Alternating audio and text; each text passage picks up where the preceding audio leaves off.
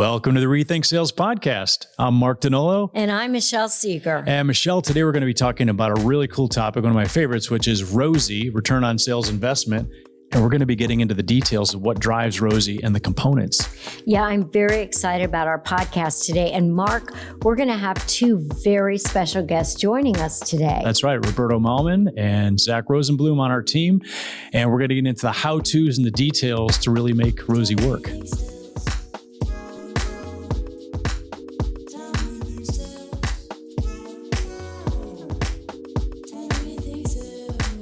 Okay, so today we're going to conduct a deep dive on return on sales investment, or as we call it at SalesGlobe, ROSI. Mm-hmm.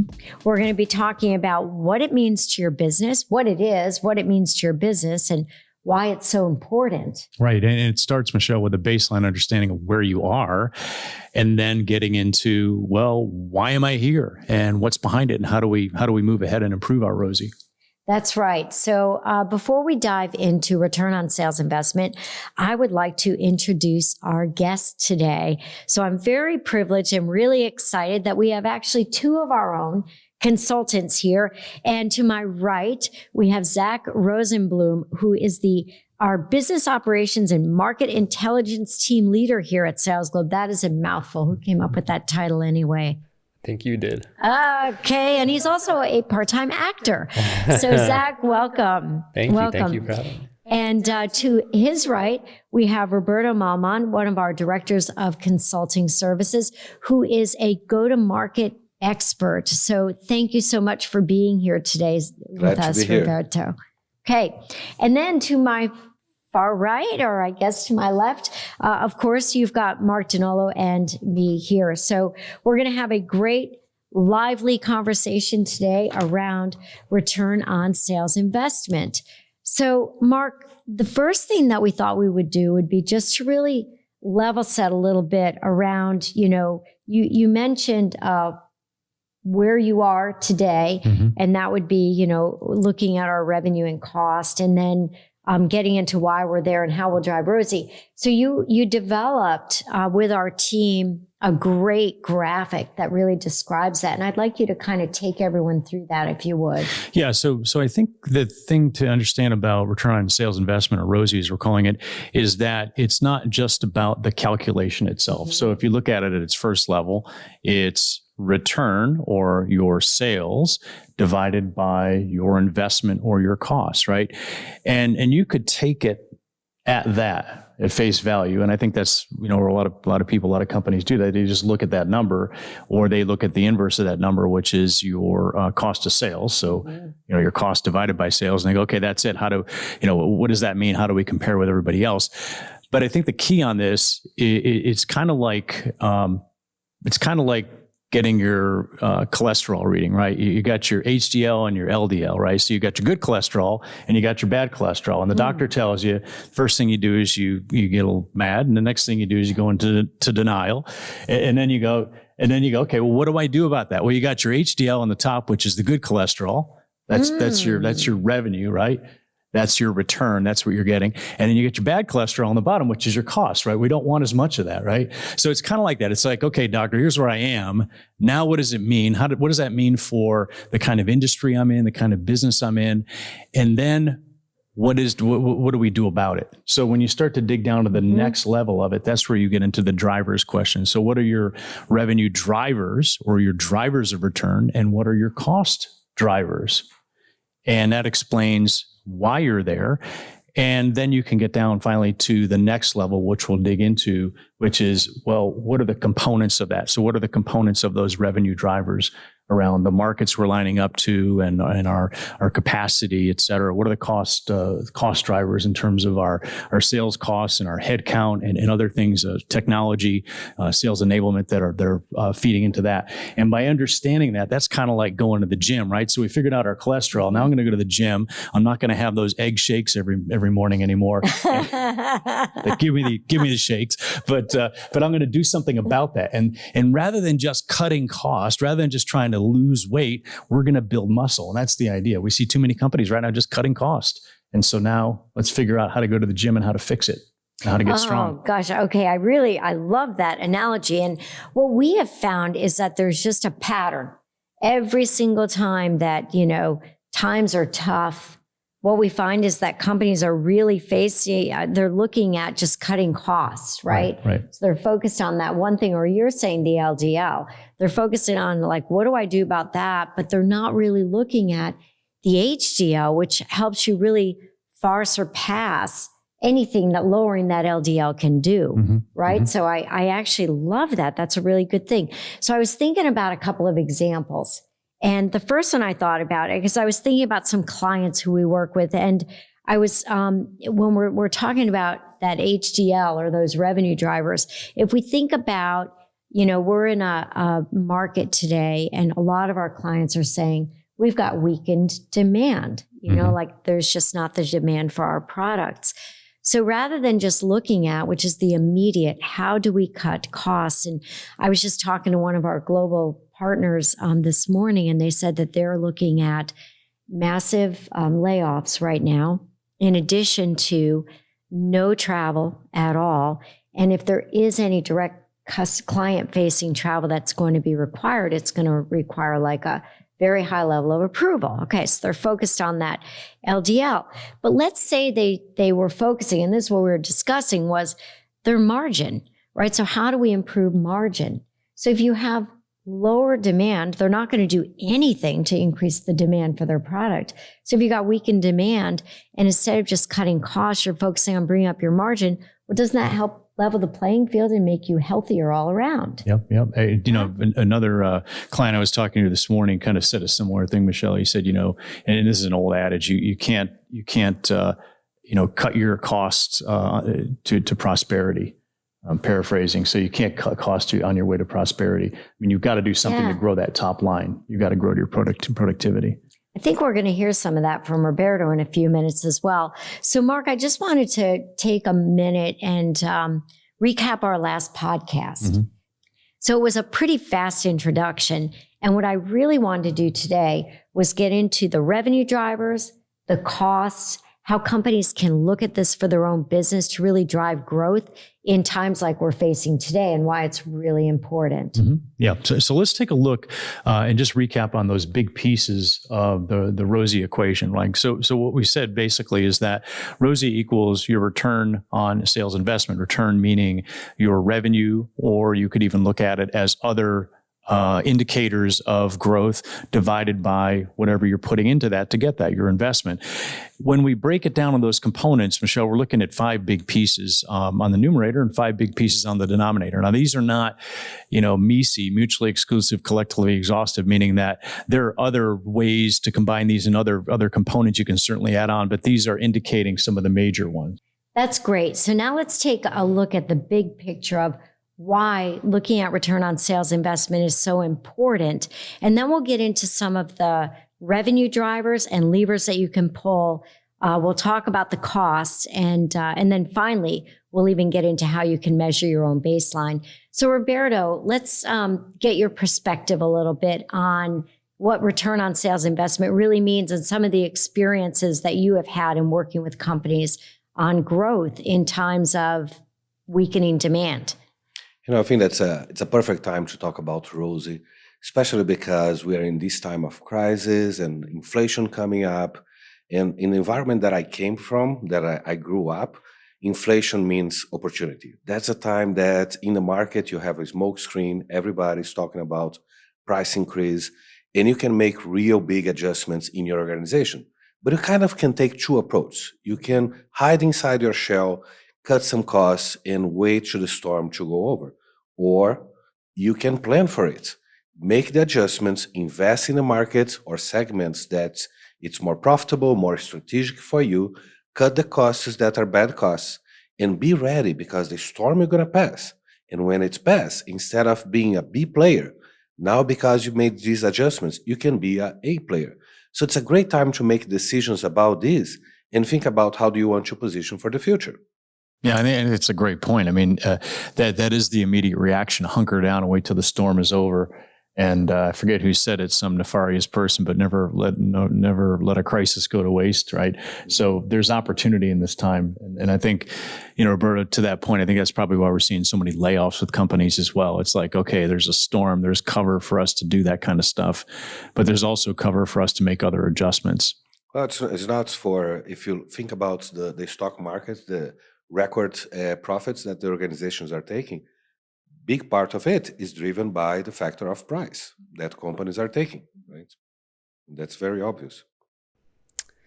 I think to piggyback off that, in these times of uncertainty and downward economic trends, a lot of companies look at the most typical cookie cutter approaches and just slash in costs or pinpoint in one or two things. And I think the beautiful thing about ROSI is that it goes quite a bit deeper than just revenue and driver. And it really is a look under the hood, as you mentioned before, of all the different levers that they can pull and how each of these variables and factors affect one another, and also obviously the top line number there.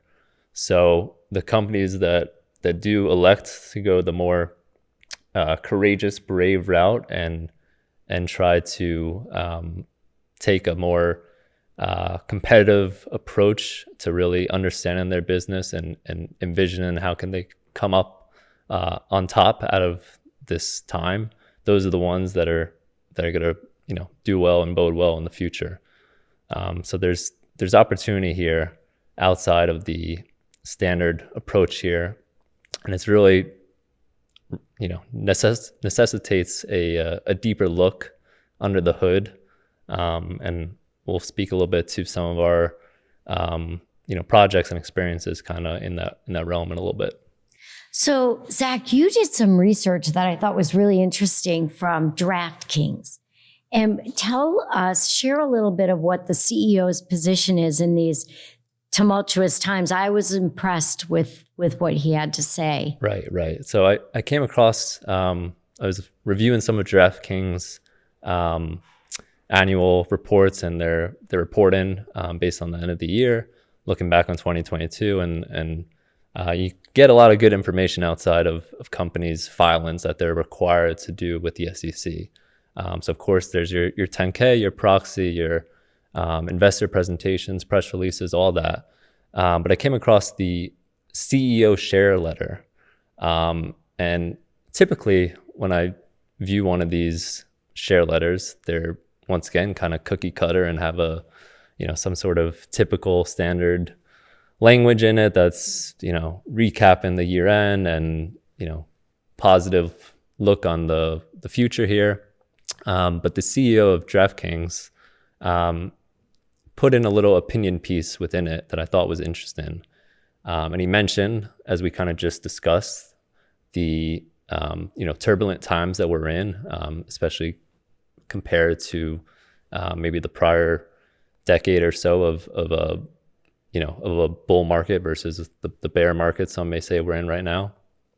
And he mentioned that there are different types of companies currently right now, and kind of describing where he believes the top companies that will emerge great versus the ones that will fall or stay where they're at. And one of the key differences he described in comparing kind of two types of companies, he mentioned that a lot of companies realize that they have to cut costs, realize that they have to be profitable in order to keep their capital state. And the ones that are going to come out at the end, which he believes DraftKings is one of these, are not the ones that are going to take cost cutting and use a hatchet approach of just slacking and slashing some big typical areas of cost, but the ones that are going to use a scalpel, he mentioned, and be very methodical in terms of how they cut costs to stay competitive. And I think that aligns very well with ROSI and really kind of doing the deep dive under the hood to understand all these different drivers and costs that go into it, and which areas you could pull levers you could change, you can adjust how they impact each other, and ultimately how they impact the bottom line at the end of the day.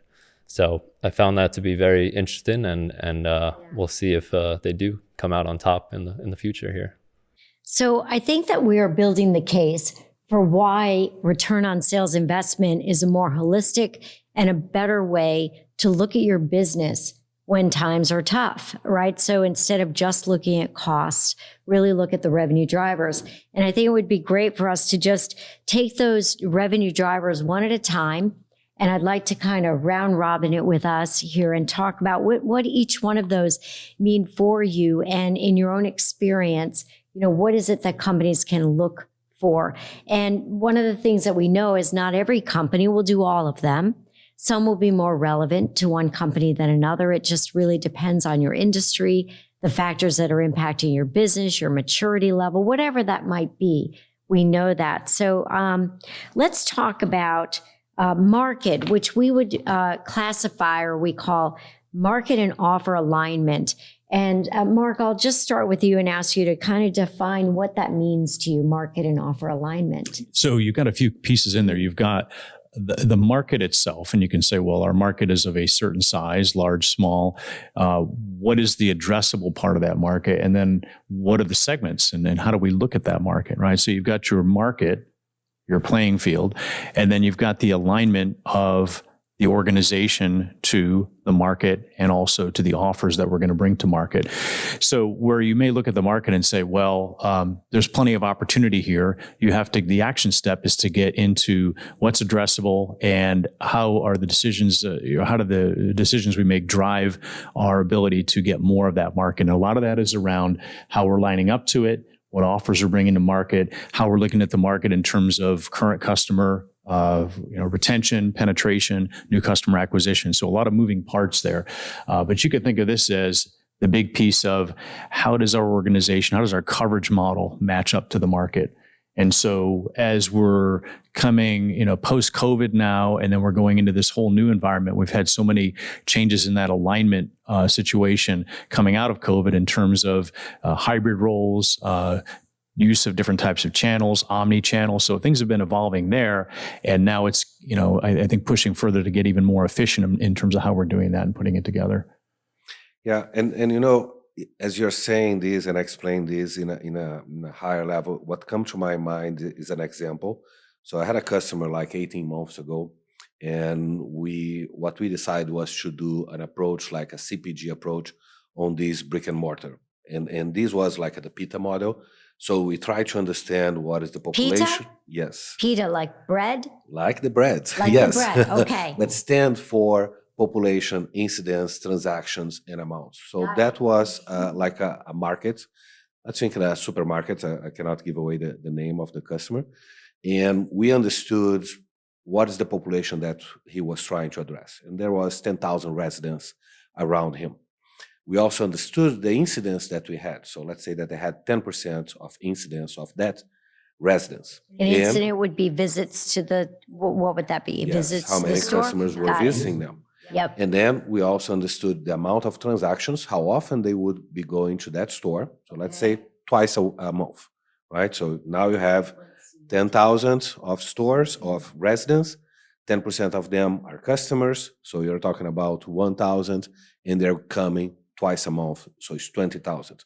And they were spending around, let's say, $20. So that become $400,000 as revenue.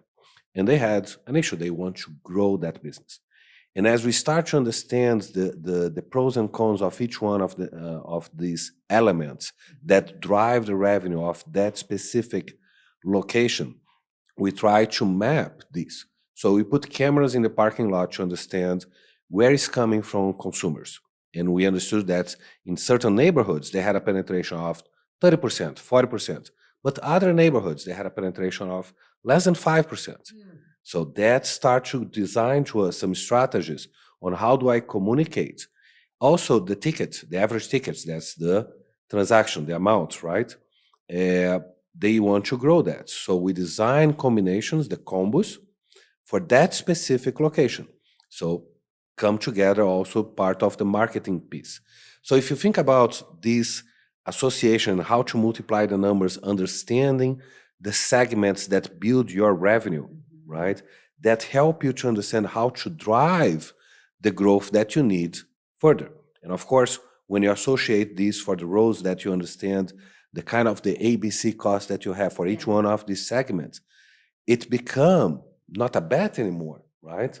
That it become a very clear option on where to invest in the moments that you need to invest to grow, so you can come out of the storm in a better position. So what I'm hearing you say too is it's important to look at your segments when we're looking at market and offer alignment, not just like one size fits all. You're kind of breaking down your revenue in a way that's very commercial. You understand in the point of view of marketing, of commercialization, on the way that you sell, you're breaking down your revenue on these segments or initiatives that you need to have in the market. You can apply this kind of model and other models that we have here in different ways, in different markets, different industries. You know, this reminds me of when I think about market and offer alignment, another easy thing that companies always seem to jump to, it's pricing innovation. And pricing innovation actually can be that, are new ways to go to market, you know, it was subscription services and things like that. But in times like this, what we find is pricing innovation, it's still given the same name. It's really just a price increase. And I mean, we've seen everything from, you know, what's the gap? You know, here's the goal, here's the revenue, here's the gap, and a peanut butter spread of whatever that differential is across all the business. And I think what we're saying is dig a little deeper than that, right? And look at something a little different than that. So yeah, pretty good conversation.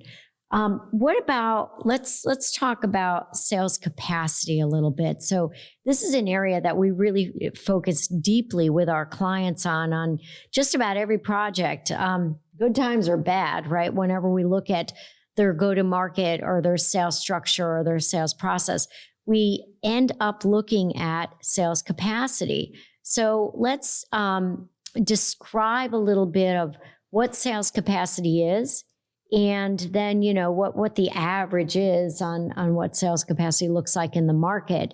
And then a little bit on, you know, how we think you can drive sales capacity and our approach to that. So sales capacity, it can get a little tricky because I think so many other drivers touch on it. And even as we were just talking about market and offer alignment, that certainly connects with sales capacity, and you might see sometimes it kind of grouped within there.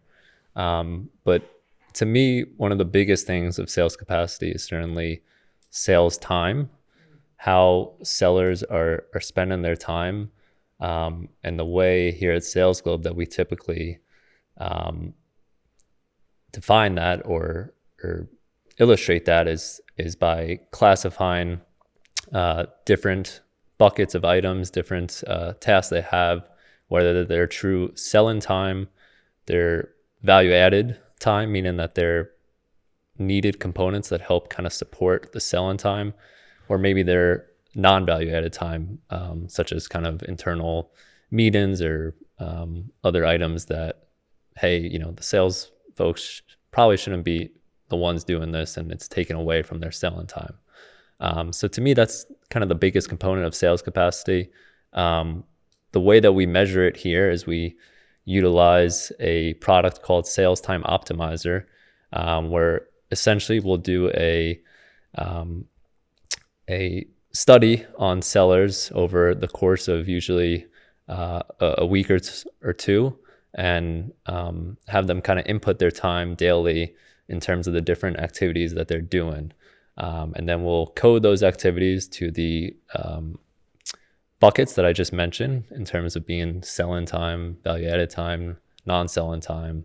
And what's always amazing is the results that come back, and how many companies and probably sellers themselves think that they're, selling a lot of their time, and you'll be surprised that, a lot of the times under 50% of their time is actually not spent selling. And that's just a big opportunity there to change kind of some of the behaviors, change some of the processes, change management styles, things that can be done to kind of improve selling time and ultimately increase sales capacity. So that's one of the big components, and I think probably the most significant one under that bucket, but there's certainly a couple others as well. Yeah, and I think you're right on about that, Zach. That's probably one of the biggest overlooked areas of increasing productivity, increasing return on sales investment is simply what are people doing with their time. So you could pretty much increase your head count without having to hire anybody by increasing the amount of time people are spending on selling. Well, how do you do that? Well, first, you recognize, you understand what you're doing, and then you can pull some of these other levers in terms of your market and product alignment. So what kind of roles are we using that could increase the sales time of the field sales organization, as an example? And then the other side of capacity that we'll delve into a little bit further is, well, what are they doing with that time in terms of the amount of effort or workload it takes them to manage current accounts or to sell to new customers, win new deals. And so when we get into looking at some of the other components, we can look at how to make that more efficient. So when we talk about sales capacity, and we talk about sales time, I always go back to job role decontamination. So something else that we think about here at SalesGlobe, and an example that I'd like to bring up, a healthcare company that we worked with. We do a lot of work with healthcare, but a healthcare company we were working with, what we identified is it was between 32 and 38% of their time was spent on sales activity, but another 30% of their time was spent on prospecting activity. And these people, do you remember that company was spending a lot of money on lead lists, and they were sifting through them. And, they thought they were pretty good, but they really weren't. And what we determined is they were spending so much time just trying to identify what was actually a good lead. And what we did was we ended up setting up this little velocity to just a little team that their whole job was to qualify all of those leads. It was more entry level that would lead to an inside sales position. And they would then hand these leads over to sales. But they had a method, a repeatable method, and that was all that they did. And they were able to identify even patterns, right? And they started to ask really good questions to identify good and not so good leads. And what we were able to do was increase their selling time of the key sales rep significantly. So they had better leads. They weren't spending any time on that activity. And they were really able to focus on demos and the other things that were required for that healthcare software that they were selling to the market. What's great about that example too, Michelle, is it's a subtlety that a lot of times you might not recognize. So when you say, well, they're spending their time on going through, looking at leads, that type of thing, you might say, well, that's what a salesperson does, right? Well, when you see what they were actually doing, it was really something that was massively inefficient. They were the wrong job to be doing that. Their skills were really about being able to go out and convert new customers. It wasn't about doing the administration work of that lead culling. You mentioned demos as well. That was another area in that sales organization where they had a huge demo bottleneck because salespeople were doing demos and they were getting caught up in that. Well, you come up with a demo team that's much faster and much more efficient at that. You free up more sales time. So there's some subtle examples like that. And then there's one we ran into recently, which was just a not so subtle example. It was an organization that when we did the sales time optimizer, we found that they were spending about 4 hours a week on average in customer contact time, in-person customer contact time, which is crazy. That's half a day a week they're spending actually in front of customers. And we dug into that, and it was just really blatant. I said, well, we're a collaborative culture, and collaborative culture meant that they have a lot of internal meetings. They talk a lot, right? And the CEO took a look at this and she said, this is not going to happen. We're done with this because all we're doing is we're just talking to each other, not talking to the customer. So she said, basically, we're not going to have meetings anytime during the week other than Fridays. All internal meetings happen on Fridays, and you can turn down any meeting that doesn't happen on a Friday. They made that change, and that wasn't a blatant, dramatic one, but it really increased the capacity of the organization just through that massive shift. But everybody knew it was happening. They sort of knew it was happening, but until you actually called it out and you quantified it, you couldn't see how impactful it was. Yeah, that's pretty interesting. So let's talk about pipeline. Now, this will be interesting to get everyone's definition of this. So when I think about pipeline and I think about it being a revenue driver, I'm thinking about the size of your pipeline, right? Is it a good pipeline or is there a lot of junk there? So how good is it? Sales process efficiencies and where the bottlenecks might be in certain steps of the sales process, like where you get stuck. I mean, that's what I think of when I'm thinking about pipeline. I don't know what anyone might have to add to that. Or I think it's always about the process that we establish. So when you think about pipeline, people think on this big pipe, maybe they have in their mind, and reality that you need to break down these in multiple pipes. What is the pipeline of your enterprise customers, the ones that are more profitable? And you understand clearly that's the one that you need to invest more time. What is the pipeline of the small customers that are really a bet? What is the pipeline of specific channels, A, B, or C, that you understand in your specific market? And they have certain returns of investments that you kind of understand because you kind of develop a ABC cost that's common in supply chain. When you do ROSI, you're thinking about a ABC cost for sales because you kind of understand the activity-based costs of each one of these segments. So the pipeline become an exercise of very clear how many people you're putting on that pipe, and you know that it's a bet for a big customer you need to make. For a small customer, maybe I need to redirect resources where it's more profitable. so when we think about levers that we can pull to have a healthier pipeline, it's like what I was saying, Roberto, I always tend to look at the sales process because I'm always thinking about the steps in a CRM, and I'm always thinking about where does stuff get stuck? Where might we be spending too much time? Where are there bottlenecks? But what else could people be doing to have a healthier pipeline? Well, I think pipeline management eats or consumes capacity, right? So the more stuff you have to manage in your pipeline, the more it consumes capacity. And so I think of the idea of the bulky pipeline versus the lean pipeline. Not a lean pipeline like thin. I'm the lean pipeline and you're the bulky one of sales. I think, Michelle, I think of this movie called Pumping Iron. I don't know if you remember Pumping Iron from the 1970s with Arnold.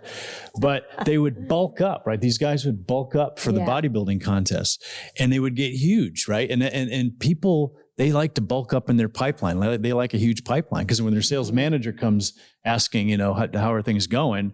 If I can show you more stuff, I feel a lot better about it, right? Yeah. Salespeople are inherently optimistic as well. So they'll keep stuff in the pipeline that is really not going to close, right? So what we have to do is we have to create a leaner pipeline and we have to get a pipeline that's healthier, right? And we have to do that sooner. So we don't want to bulk up. What we want to do is we want to be lean. Well, how do we do that? We do a better job of qualification criteria early, so we get stuff out earlier in the pipeline, and we're tougher as we go through each step. And we have triggers, we have criteria. We're effective at managing as a sales team to know when to pull things out. So we have to get beyond the subjectivity and become more objective about that. So moving from a bulky pipeline to a lean pipeline, if you think when you look at capacity, the amount of workload it takes for me to close a new customer account is not just the number of hours it takes me to close a new customer account, it's the number of hours it takes me to manage every potential new customer through that pipeline that's going to result in one new customer, right? So it's my attrition rate all the way down. Yeah. So if I can thin that out further up, then I have fewer hours I have to spend to close that one customer that's going to actually close. It's interesting because this idea of the pipeline is something kind of new. It was created when CRM was implemented, and CRM was something that really adds a lot of value in terms of process and how do we do sales in nowadays. However, also brought some issues on the way that we do business today. We don't really are looking at how we are managing the time of our sales organization, or really thinking about, is that the best way to have the steps, the sales steps that I built in the pipeline? People are managing their sales organizations based on some KPIs that are just generic, and they're not thinking about the customer experience. So it's every time that I look at pipeline and some of these big KPIs and in the big screens, I kind of stop thinking, how are we managing our people? Is the customer taking the best experience and having the smallest amount of steps that's possible?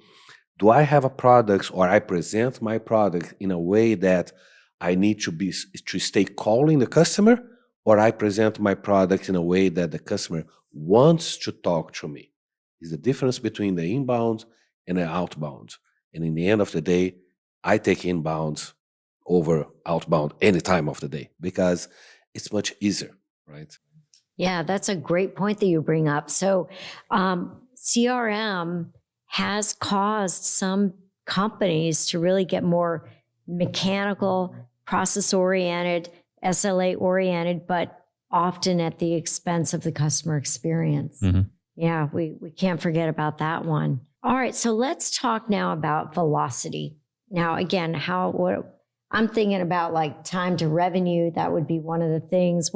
How would we kind of define velocity? I'm thinking about, increasing win rates, but what do we think about velocity, and then some of those levers, what they could look like? I mean, if the pipeline is a picture of where we are at any given time, the velocity is defining how quickly we're able to move things through the pipeline, our speed to revenue. The velocity is also defining not just the pipeline, but also the velocity of our sales operation, our sales movement, how quickly and nimbly we work as well, right? So as an organization, it's not just about managing things through the pipeline, but it's how we team, how we work together. So it's increasing the speed of the organization and increasing the speed of the pipeline. So when we think about then velocity, like I'm thinking about teaming models that we've put in place. Mm-hmm. I'm going to bring up an example of a sports apparel and equipment provider, right, to colleges and high schools, a company that we've consulted with. And they had salespeople that would go out and visit, which took quite a bit of time, visiting these coaches of schools, visiting the DAs, and I think that's what they were, right? Am I saying the right thing? I think it's the ADs, the athletic directors. Athletic directors. I knew I was saying it wrong. They didn't want to run into the DA, though. They did not. Nobody wants that. But anyway, so the athletic directors, and it took a lot of time. I was spending a lot of time driving. And what we put together was a teaming model for them. Because one of the things that we discovered was, you want these custom uniforms. That's one thing. But if I just need bats, or I need hats, or I just need some standard things and elbow pads, whatever that might be, there is a better way than waiting for these salespeople to show up. And we implemented an inside sales team that partnered with the field rep. And boy, those orders were faster. They were efficient. Things were flowing a lot easier, a lot better. They were able to batch orders together easier. It made a big difference. So when I think about velocity, to the point that you made, it's about your sales structure and your organization and how your people work together. When you think about velocity, there is kind of two velocities. One is internal velocity inside the organization, and another one is a market organization. The internal organization, if you think about the internal velocity, is all the things that we have been talking about. Zach spoke a little bit about this idea of sales capacity. You were talking about this decontamination of the sales role, right? And Mark, you mentioned a few minutes ago some examples of companies that spend 4-8 hours in terms of administrative work, internal meetings, and all that. That's one day of the week.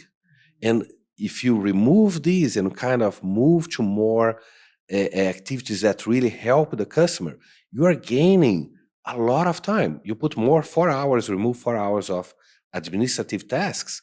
you're talking about 10% additional time. It's big. And then when you go to the market, the velocity in the market, the customer, they have their own velocity. They have their own speed to do the activities, to take their time. But the salesperson has a big role on that, because most of the time, the customers do not know how to buy. And the role of the salesperson is help them to make a decision. Here is the difference between the different products in the market. Here is the price, how we're going to save money. Here's the return of investment as you make these investments on these products. And all these things that help your buyer to get approved through procurement, through senior leadership team, or whatever it is. But they need to have this extra time to focus on the market speed. So you associate these two, you can really accelerate your pipeline. That's really interesting. Last thing we want to touch on is when we talk about revenue drivers, is your sales talent. That's good insight, Roberto. So when we look at the sales talent, we're thinking about the requirements across sales roles, maybe your customer segments, you have different requirements around talent with that as well. What else do we think about? If we think about it as a lever that we can pull, what would we think about around sales talent? Well, I think about the idea that we're not trying to just fill a seat or fill out a job description and kind of meet the requirements of that job description. What we're trying to do is we're trying to understand the inventory that we have, and we're trying to understand what the requirements of each of those jobs are. You really want to break it into a few areas. One is going to be the intellectual problem-solving capabilities that person has. The other is going to be how they work behaviorally, right? So we're looking for things like certain attributes around drive and motivation and things that are kind of inherent. And we're also, and I mentioned problem solving, we're also looking at their ability to do that higher level problem solving in most sales roles, because that's becoming a differentiator. Mm-hmm. So, everybody's talking about the idea of AI, and of course we've had offshoring and everything. Well, the one thing that's not going to be AI or offshore is the ability to solve problems. And that's the big differentiator for people in sales roles. So you have to have an inventory of those things, and then you've got to have a way to assess them, right? So we're looking for, and use the term loosely, a certain DNA profile for each of those roles. And I think one of the issues is we end up, in a lot of companies, end up filling roles with the people that we have or the people that we can get, and they are truly not the right people. So if you've defined your whole model correctly, but you haven't gotten the right talent, that model's not going to work as well as you need it to. So we've got to be very discerning around talent. So the lever that we're pulling is we're looking for it could be a different DNA or different type of salesperson with different attributes than maybe we've looked for in the past. Yeah. I go back to that old hunter-farmer adage, and the idea that hunter-farmer is too binary, and that's why we use the canine model here at SalesGlobe with the lap dogs or the collies or the retrievers, the Dobermans. And the reason we do that kind of jokingly is because those are different DNA pools, right? And so you can't take a retriever and stick them into a Doberman role and say, okay, this person's going to go out and get new business, because it's just not there, right? You can't train to that. You can't really push that. You're just going to, push that person into adaptive behaviors that are not natural for them. So how do we find that core DNA that we're looking for? I think that to me, the assessment part is always the one that's scaring me. There are multiple techniques to assess the kind of skills that are necessary for roles in certain products and things like this. The part that's scaring me, that normally most of the companies, they will say segregate the goods from the bad based on the quotas and the metrics that they have internally. And most of the time we know that there are problems in the quotas. Quotas are defined, what I like to say, that's the peanut butter spread technique. Yeah. Let's put 3% to everybody. In reality, that quota should be based on market opportunities, on things that you see in the market, new products, and a series of other things that can make very different opportunities, depends on the geography, the channels that we're serving, and new products that we're bringing up, and other things. And when we look just as quota, pure and simple, it becomes very hard to segregate who are the good salespeople versus the bad one. And we create a culture around that, and people behave based on the things that we drive on the previous years. That is such a great point and an excellent segue to talk about how we address cost. So I think that we have looked at all the different levers that we believe, the revenue drivers and the levers that can be pulled to improve the health and the performance of your company. Now we'll talk about, the costs. Roberto, building on your thought, when we look at sales talent and staffing and using logic around that, so use it as a lever instead of just a cost-cutting measure. It's reminding me of a couple of companies that were put in a tough spot. And the first one was an organization that said that they used the accounting term, that LIFO, FIFO, but they used to cut the staff. It was the last people hired, last in were the first out, because they wanted to use something that was, they believed, objective and not subjective, and that they could just say, sorry, guys, anyone hired after this date, that's it. And yet they were missing out on a really good talent pool. They let some really good people go because they did a massive layoff, like 20%. So that reminded me of that. And it reminds me of think about it a little bit differently. And when I think about our approach at SalesGlobe, when we're looking at restructuring or reorganization, we actually conduct a draft day. And draft day, it has what we call those three legs of a stool, right? And we do include some of the quantitative, but then it gets very qualitative.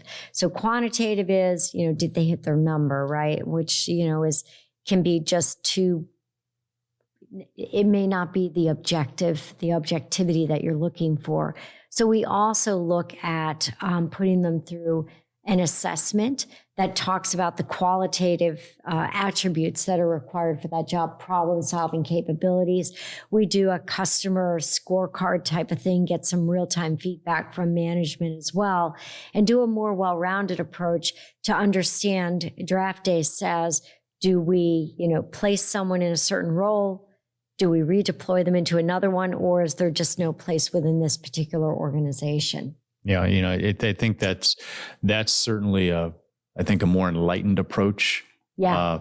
Versus LIFO or FIFO, because there's really not a lot of logic to that, right? So we are going to take the people out that we brought in last, even though some of them may be more talented than some of the people that we actually had first. So we're kind of perpetuating mediocrity at that point. And I also find it fascinating, out of all these different components that we have in this ROSI model, that this one component, staffing, is the one lever that everybody's pulling right now. Let's just reduce staff. And when you go, wow, everybody's doing one thing out of this entire model, and that's the practice, right? So that was the practice when the economy was hot and it was the war for talent. Let's increase staff and let's pay more. Now let's just use that same lever. So you can see that it's such a more multidimensional answer to the problem. Yep. So you talked about, we just discussed staffing, and that is when we look at costs, what everybody looks at. I'd like to talk a little bit about the other factors there, and the one is sales comp, because this is a real juicy one. It's a really good one, Mark, and team, when we talk about that, because some of the things that we saw in the war for talent and some of the things that we believed companies could do instead of just paying more would be to really put that more, if you will, in some incentive and build some pay for performance plans, right? So instead of just increasing pay, Mark, we were talking about a company that increased pay, what was it, 40 and 50% over what the market price was. And now they've got this glut of people that they believe they're overpaying for. Yeah, I mean, we saw this coming, a year ago. I mean, if you look at our 2020 2022 predictions, we were seeing these things coming. And that's exactly what happened in the war for talent. It was, 40 to 50% of companies, the first thing they did, or the biggest thing they did to keep the people they have or to acquire new people, was to increase base pay. It was not incentive pay. The second thing they did was to increase incentive pay. And then I think you had like 24, 25% of companies that did both simultaneously. But back then we were saying, this is a short run problem that we're addressing because we've got too much demand relative to the supply. So there's it's the market's out of equilibrium. You have a disequilibrium. That's a short run kind of issue, right? We're going to come to a new equilibrium. But if it's a short run issue and you're making a long-term decision by raising fixed costs, then you're putting yourself in a corner. And back then we said, okay, you got a few things you can do. You can either raise the price of your product, you can make people more productive, you can find other places to cut costs, or you're going to reduce your margins. Well, what did we do? We're just cutting people back off again. So it's almost like, a Neanderthal approach to business management here when we look at this. So yeah, sales comp, it was really the base salary that became the big lever. And we didn't, but the companies that did it well actually leveraged good sales compensation principles around what's the base versus what's the variable, what's the upside, what's the quota I need to see in terms of actually being able to justify that increased cost. And they did it in an intelligent way. We just had about 2 weeks ago our Future of Sales Comp think tank, and we asked a poll question, and we asked them, how many of you believe, your leadership believes that they have overpaid in 2022 for underperformance? It was 100%. Yeah. We didn't expect it to be 100%. We thought it would be about 60 or 70%, but everyone had at least one major sales role that or segment of people that they believe they were overpaying for. Now, interesting, in that same study that you referenced that had about 600 companies that were in it. That's a study we did with World at Work last year. Interestingly, is where we saw the greater pay mix. So leveraged plans, meaning that it was lower base pay and a lot more in incentive, the pay mix. They were really aggressive, like even 30% base, 70% incentive, were in brand new roles.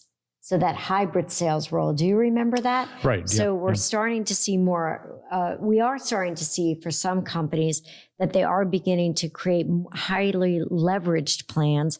That means that there's less fixed costs and you've got to actually do something to earn that pay. Yeah. So we saw the emergence of the hybrid role, which is the fastest growing role that surpassed inside sales. What we also saw, as you mentioned, Michelle, is more incentive pay being used. A lot of that was because we saw an increase in hunter or Doberman roles as well. So that's one of the faster growing roles. Yeah, and I think that's the things are changing. So what we saw in that survey versus the current situation is very different. So I'm working with an animal healthcare company, and the idea that we have is exactly to make all these increases, that it's coming from inflation that's necessary at this point in time, but everything in the variable piece. But at the same time that we're doing these changes, is plan to the storm. You need to plan to the storm because it's a cycle, always. You're going to always have these cycles of, I have too much talent and I need to make changes, or I lack of challenge and I need to attract people. If you plan for the cycles, and you need to have the variable piece because you can play with that versus the base, you really cannot play with that. If you plan for the storm, you're ready for any kind of situation. The other thing about comp, and we just connected it to performance, which makes sense, and as you should, but it obviously also connects majorly to behavior, which can play into some of the drivers and costs we talked about. So I think about a client that you and I, Roberto, worked on together, going back to kind of the pipeline revenue driver here, where their lead gen team wasn't really qualifying, doing a good job of qualifying prospects. And if you digged into why they weren't doing that, it was because it was their comp plan that was, paying them on just opening up an opportunity, opening up a prospect.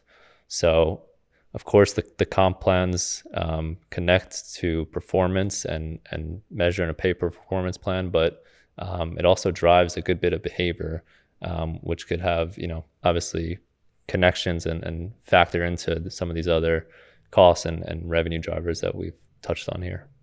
They were taking only 1.5 years to qualify a customer. I don't see the problem.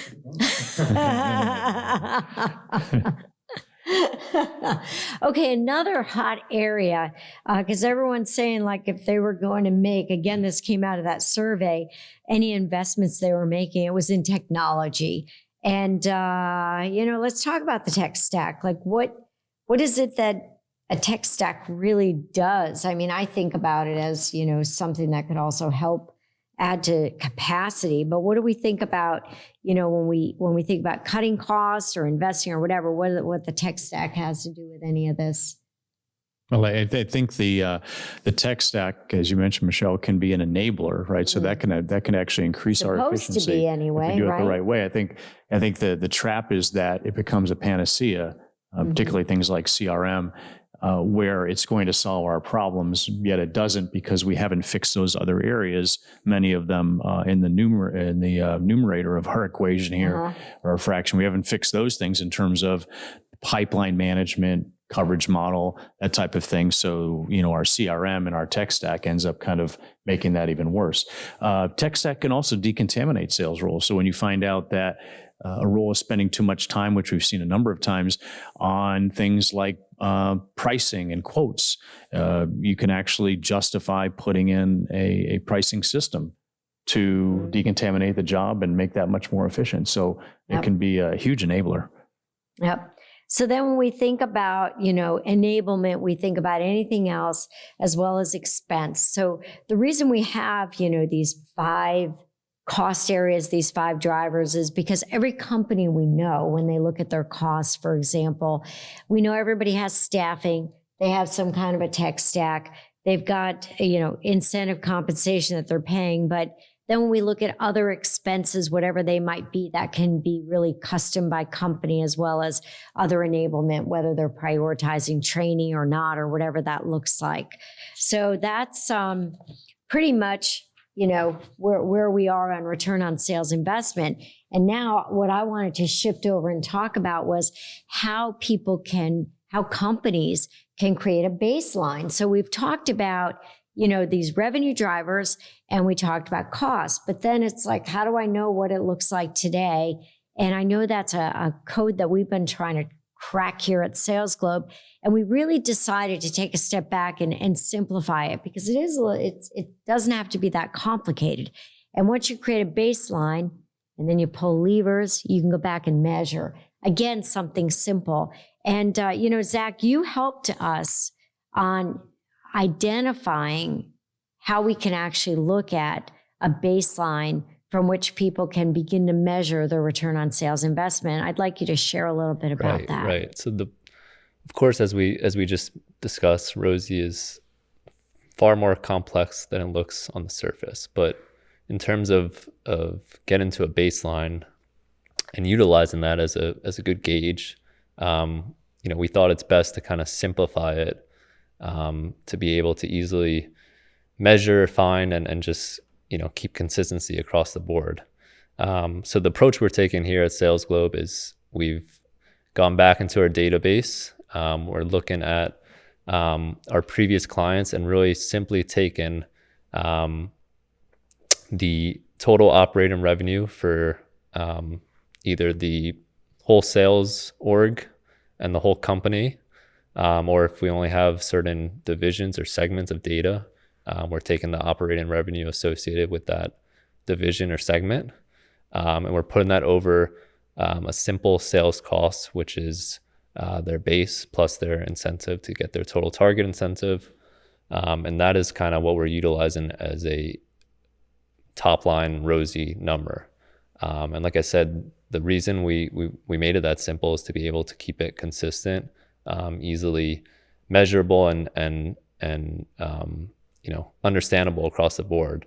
But it's a high level gauge, right? So what's important to know is the the drivers and the costs that really go into that, to be able to understand kind of the characteristics of the company, their go-to-market structure, their strategy, everything, all those factors kind of play into, why ROSI for one company might be different than another company. So that's the value there. That's kind of the, I guess, consultant value, is really understanding the insides there, to be able to tell a company why their ROSI looks this way versus that way, what they can do to change it, how it compares to others. So that's kind of our approach here. As you described that, Zach, I think about a comparison of another metric in real estate, which is called a cap rate or a capitalization rate, which is basically your net operating income divided by the value of the property, right? So we can look at cap rates across markets. It's a very simple number. Maybe it's a 7, maybe it's a 10, maybe it's a 4, right? And that's useful to know, but then it becomes valuable when you say, okay, well, let's look at a cap rate for Brooklyn, New York, in a certain area, a certain type of property, whether it's commercial. It's commercial, or it could be a residential, and so you have to break down to the characteristics to really understand why that's meaningful, right? So when you look at the ROSI across companies, it gets really meaningful when you break it down. You say, okay, by industry, this is why it looks that way. So when we look at one for a client that's, say, in the beverage distribution industry, their return on sales investment is going to be much higher than, say, a company in the software industry, but it doesn't necessarily mean they're healthier or in better shape. Their margins are thinner, they're lower, they have huge operational costs in beverage distribution that software simply doesn't have. So their cost of sale is going to be higher, and their return on sales investment is going to be lower.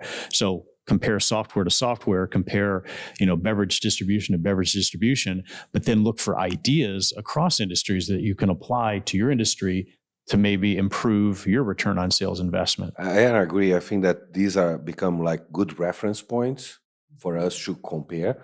But the value that we really create, especially for our customers, is to go down on this detail on their own house and understand, what do you really need to do to increase the value of this house? To use your reference, do we need to invest on the plumbing? Do we need to knock down a wall so you have a better flow? Do we need to paint a few walls, have professional pictures, and et cetera, et cetera? That's the value that you can drive once you understand the elements of the revenue, the elements of the way that I describe as a ABC cost of your sales organization, how much money you really make in each one of the segments, considering the time allocated of the sales organization in each one of these drill downs that become very clear on our dashboards and so on and so forth. So it's to get these references and then compare with the ways that you can improve and drive these improvements in the customer.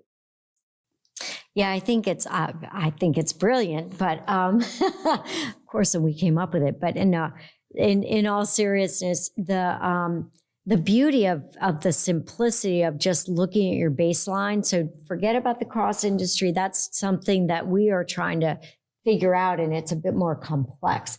But if we think about that individual organization, if we can look at their operating revenue and their sales expense, and then to the point that you all made, we go in there and conduct, we call it a revenue roadmap assessment, but we look at what's happening in the business, and we look across those different lever opportunities to identify the ones that will have the greatest impact for that company. Then when you go back and you look at the operating revenue compared to the sales expense, you should see a healthier number if you've actually implemented those changes. So I think that's, a great point to drive home there. So as we wrap up this segment that I think has been really informative, I want to think about, I'd like you each to give a takeaway or something that you want people to remember. I like to think about, just don't cut costs, people. I mean, to me, one of the big immediate messages that comes out is, just don't focus on cutting costs. You're going to shortcut your business in more ways and give up opportunity. And I love the analogy that you made, Roberto. That's so true about you can go in your shell and you can protect, or those courageous companies will actually invest during these times. Where they need to invest is right. So I would say, look more holistically at your business. Yeah, I would agree. I think there's, you can only cut your costs so far, but there are no real limits on your ability to increase productivity and increase your top line. So you're playing kind of a finite game when you're just doing cost cutting. Yeah, and I think that's, I agree with that. One element that comes to my mind is that we kind of give away a little bit of the management functions to KPIs, dashboards, CRMs, and things like this. And we are losing the benefits of the creativity of the management team to think on the way that they look at the sales team and perceive the value of the work that they did. Michelle, you said just so well that sales is not a cost, sales is an investment. How to invest this in a better way, in the right segment, with the right amount of time, with the right process, so the pipeline can really fit well and that flows so fast. We don't take 1.5 years to qualify a customer and so on and so forth. We give away a lot of these to dashboards and metrics and things that look good in the wall. And we need to go back to this, to be creative, to have really quality manager. And I think that this kind of tool, ROSI, can help you to visualize this and give to your team a different way to see the business and the opportunities. Right. Yeah, I think it's a combination of what everybody said. Have a sound strategy. Think about your strategy. And if that's sound and you believe in that, maybe the results aren't there right now, but it's not a simple answer as cost cutting. It's not a simple answer to pin the issues or the lack of performance on one area or group. It's really understanding and kind of tinkering with the different variables and factors that all are connected and all talk to each other and all overlap and overflow. So it's a complex thing to think about, but there's not one simple answer here. All right. Well, thank you so much, everyone. And we hope that this was a really exciting segment. If any of our audience, you'd like to learn more about return on sales investment, please go to salesglobe.com and, refer us to your friends. If you enjoyed this podcast, please ask them to subscribe. And we also have a ROSI assessment that we can conduct for you. So anyway, we hope you enjoyed this as much as I enjoyed it, and we'll see you all the next time. Awesome. Thank you. Thank you.